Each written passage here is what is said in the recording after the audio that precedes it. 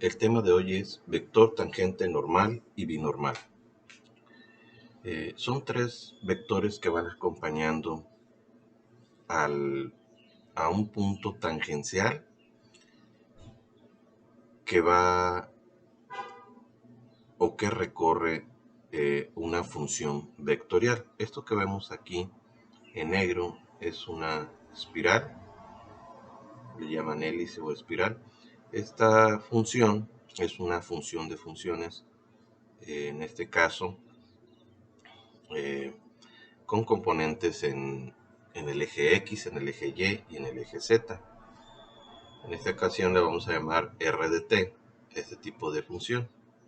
Ahí la vemos abajo, R de t igual a 2 coseno de ti más 2 seno de ti más tk. Tiene una componente, o sea, una pequeña función en su componente X, otra función en su componente Y otra función en su componente Z. Bien, entonces en ese punto vectorial vemos un vector que va desde el origen hasta ese punto vectorial, pero que a su vez lo podemos deslizar a todo alrededor, bueno, todo durante todo el recorrido de la misma función, de esa función vectorial, ¿sale? Pero ese vector a lo largo de lo que se va moviendo en esa función, vemos hacia dónde apuntan en cada momento el vector normal, binormal y el vector tangencial. Ok, y aquí les puse una pequeña interpretación de qué es lo que, hacia dónde apunta cada vector en el momento en que nosotros movemos este punto vectorial.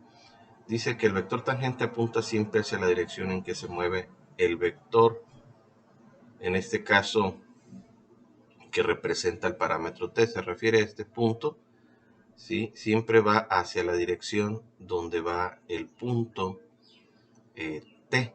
Acuérdense que ya vimos en la segunda unidad lo que es el parámetro t, es una tercer variable, ¿sí?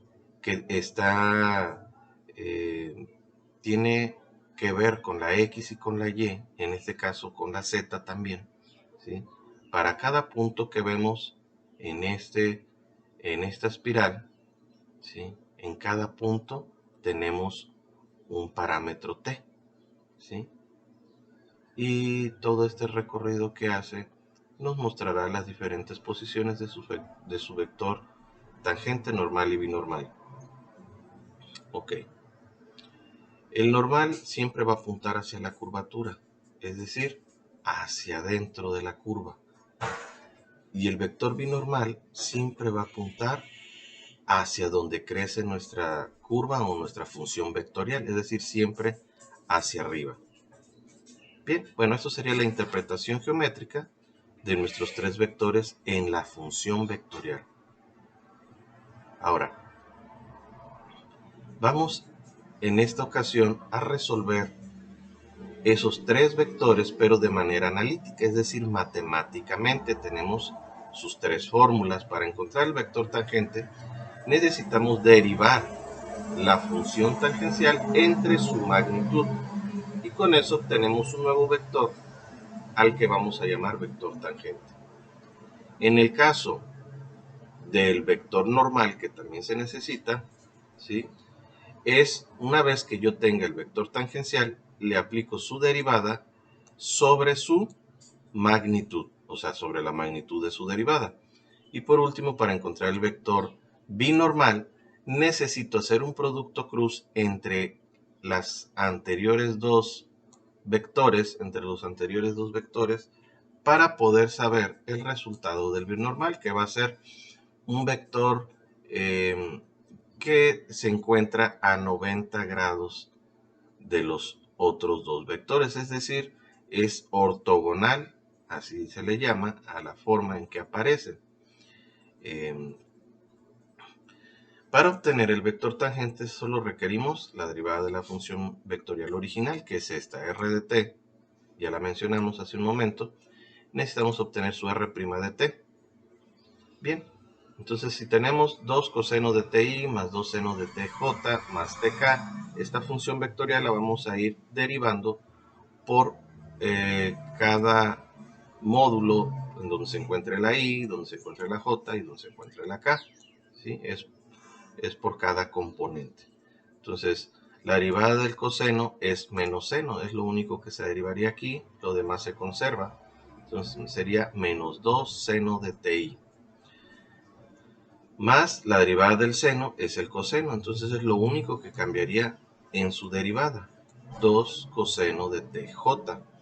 Y la derivada de una variable por una constante siempre va a ser la pura constante, y es lo que obtenemos en la derivada de tk, me quedaría k. Bien, ya obtuve la derivada del vector original, ¿sí? R', en este caso era el r de t, y aquí obtuvimos el r' de t. Ahora, me están pidiendo que encuentre la magnitud de la r' de t. ¿Ok? La magnitud de la r' de t es llevarme cada componente a una raíz cuadrada y cada componente lo voy a elevar al cuadrado. Aquí podemos ver la formulita: x de t al cuadrado más y de t al cuadrado más z de t al cuadrado. Al final obtendríamos el módulo o magnitud de el vector de la derivada, o bueno, la derivada del vector r de t. Bien, empezamos a sustituir lo que vale x de t, que sería la componente del parámetro t, en x. Entonces sería menos 2 seno de t todo al cuadrado. Luego la y de t es 2 coseno de t. Me la piden que la coloque al cuadrado y así lo hacemos, todo dentro de un paréntesis al cuadrado. Y al último, lo que sería aquí la constante no es la k, sino es un 1 que acompaña a la k. Acuérdense que aunque no lo veamos, ahí siempre está. Entonces, aquí me quedaría 1 al cuadrado. Una vez que elevamos al cuadrado el 2 seno de t al cuadrado, me quedaría menos 2 al cuadrado, 4 seno al cuadrado, pues seno cuadrado de t. Y así para la segunda componente. 2 coseno de t al cuadrado me quedaría 4 coseno cuadrado de t. Y el cuadrado de 1 me quedaría como 1. Es importante recordar que se acuerdan que cada componente lleva sus constantes i, j, k, que son las que me determinan en qué zona de los ejes coordenados nos encontramos, ¿verdad? La i que pertenece a x, la j que pertenece a k, perdón, a y la k que pertenece a z. Si esas componentes las llevamos aquí y las elevamos al cuadrado, recuerden que una i cuadrada, una j cuadrada y una k cuadrada nos representan a un 1. Es un vector unitario 1. ¿Sí? Entonces los coloco solo para recordarles que ahí siempre van, pero que al momento que los elevamos al cuadrado, pues se hacen 1 cada uno de ellos. Bien, ¿qué otra cosa les quería comentar? Es de que de estas dos componentes podemos hacer una factorización, pues los dos tienen un múltiplo que es el 4.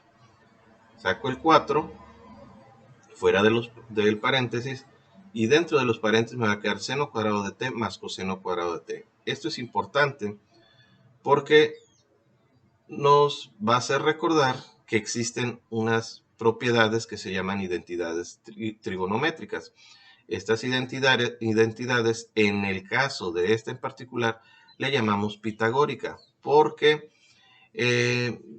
nos hace referencia al teorema de Pitágoras. Entonces, dice que el seno cuadrado de t más coseno cuadrado de t es igual a 1, y eso es lo que vamos a suplir o sustituir en este pequeño apartado, en este pequeño paréntesis. Entonces, todo esto voy a sustituirlo por 1 de acuerdo a esta propiedad trigonométrica llamada pitagórica.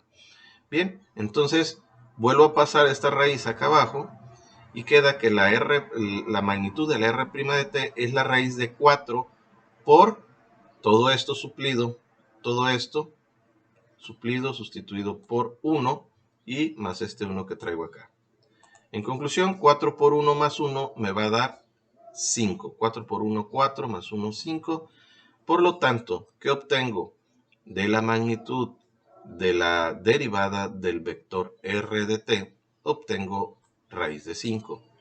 Ok, entonces al momento de que sustituya la fórmula, yo ya cuento con la r' de t, la tengo aquí arribita. La r' de t la coloco exactamente aquí arriba. Es todo esto, menos 2 seno de ti más 2 coseno de tj más k, sobre su magnitud, que es raíz de 5. Prácticamente ya está terminada, solo que vamos a separar cada componente sobre su raíz de 5. Es decir, este primer componente quedaría menos 2 seno de t sobre raíz de 5 y así sucesivamente, 2 coseno de t sobre raíz de 5j y 1 sobre raíz de 5k. Y a esto le vamos a llamar vector tangente unitario. Ya cumplimos con la primera parte de los 3 vectores que nos toca resolver. El segundo vector, para su obtención del vector normal, requerimos de la derivada del vector que acabamos de encontrar, del vector tangente unitario. Si obtenemos su derivada y lo dividimos entre su magnitud, podremos encontrar el vector normal. Bien, pues nos traemos a este nuevo apartado, nos traemos el vector tangente y lo derivamos. De la misma forma en que derivamos la primera vez, solo derivaremos la función de t, que es seno de t, que está acompañada de esta constante ahora, menos 2 sobre raíz de 5. Entonces la derivada de menos seno me va a dar, bueno, en este caso seno me va a dar coseno, el menos ya lo traemos, ¿sí? Y eso es todo lo que cambia. La derivada del coseno me va a dar menos seno. Aquí sí va a cambiar por el signo. Este es más, va a cambiar por menos. Entonces me va a quedar menos 2 seno de t sobre raíz de 5. Luego, la derivada de una constante todos sabemos que es 0. Por lo tanto, ya no tengo componente k en la derivada del vector tangente. Bueno, ya obtuve su derivada y ahora nos dispondremos a obtener lo que sería la magnitud del vector tangente. ¿Cómo la encontramos?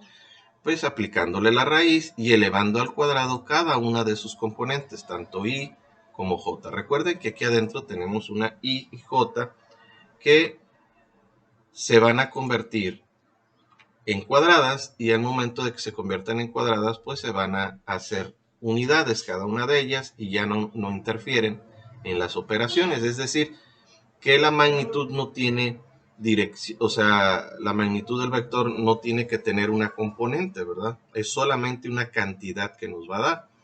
Ok, entonces elevamos al cuadrado el 2, raíz de 5, bueno, el menos 2 coseno de t sobre raíz de 5 lo elevamos al cuadrado y queda de la siguiente manera.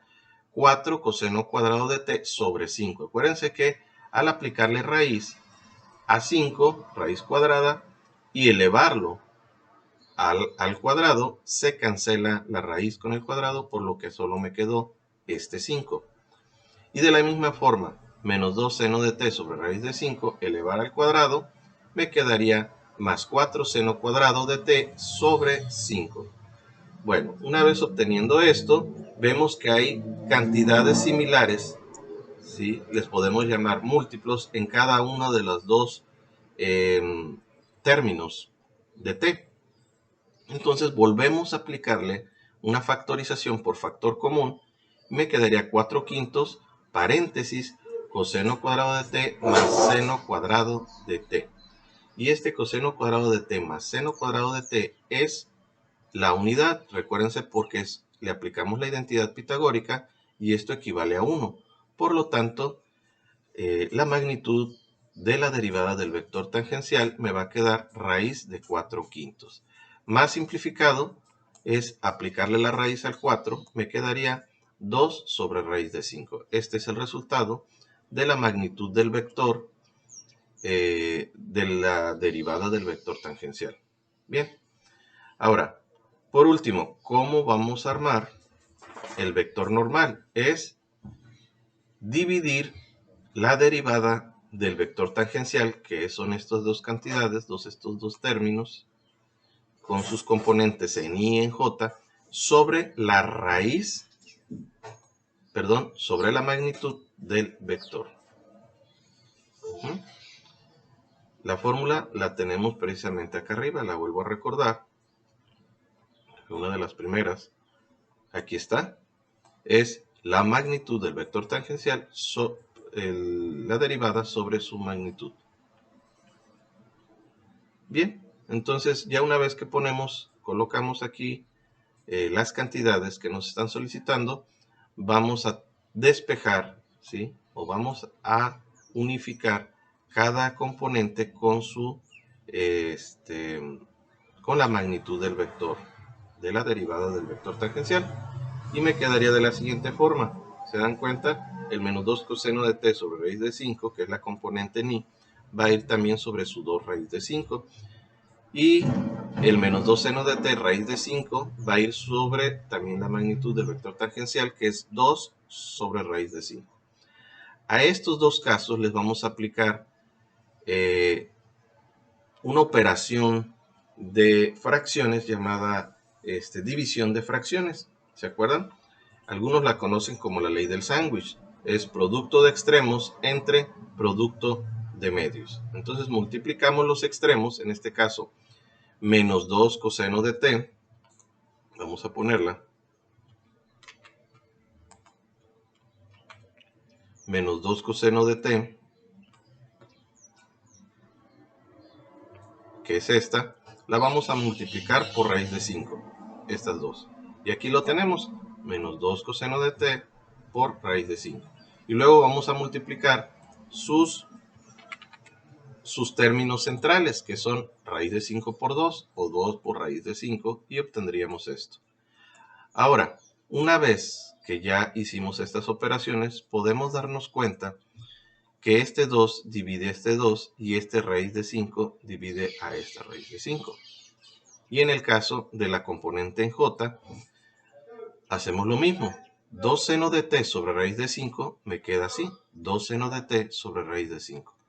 Y 2 por raíz de 5 me queda de esta manera, 2 por raíz de 5 en el denominador, aplicándole esa operación de fracciones llamada división de fracciones.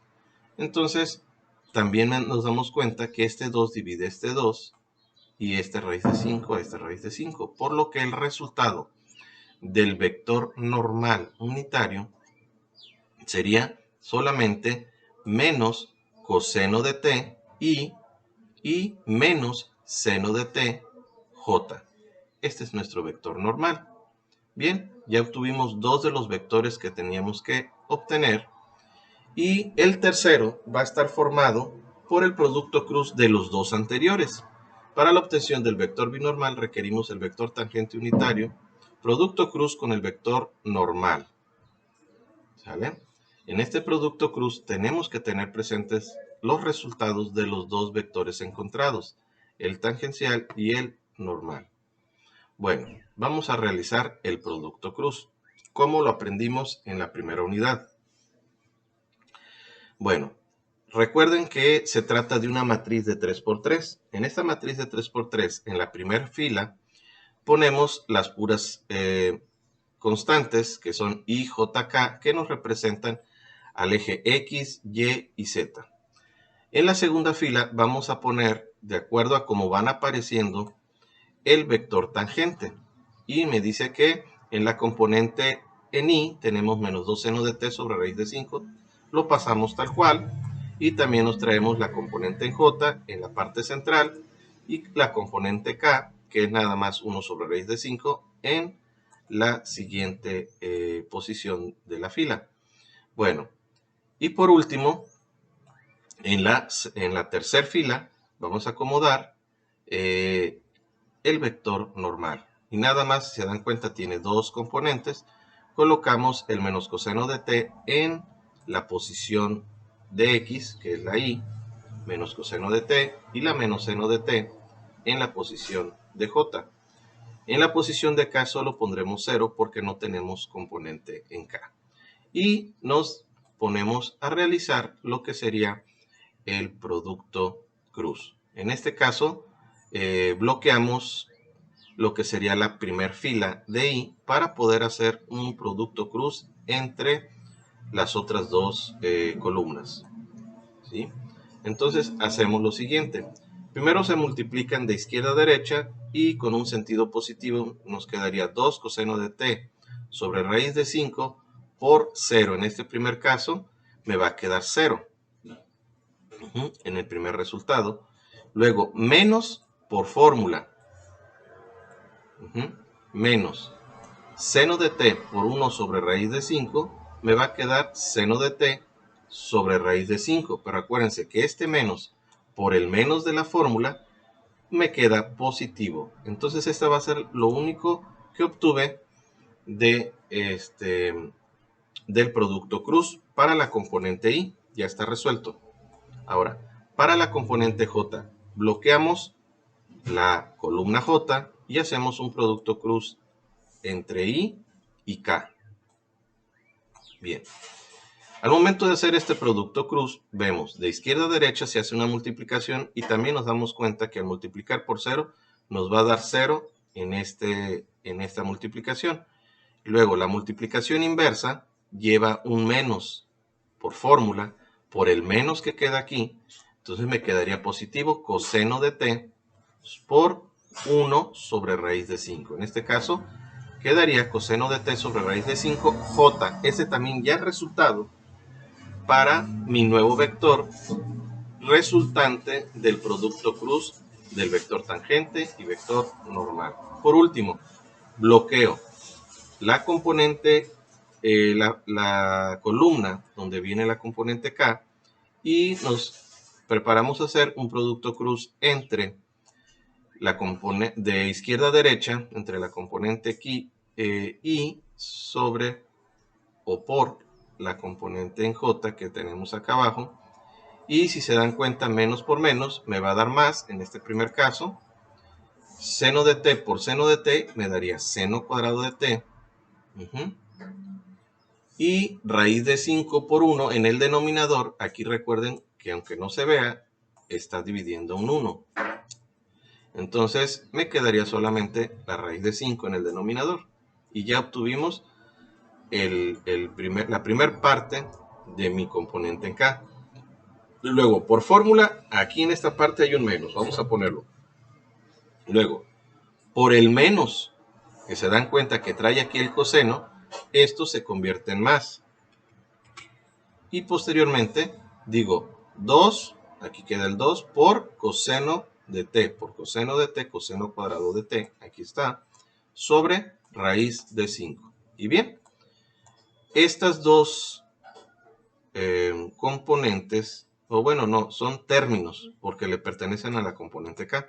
Estos dos términos, ¿sí?, se factorizan, se le saca lo que sea común en los dos, como en los casos anteriores hemos hecho, y resulta que lo común es el 2 raíz de 5 en ambos términos.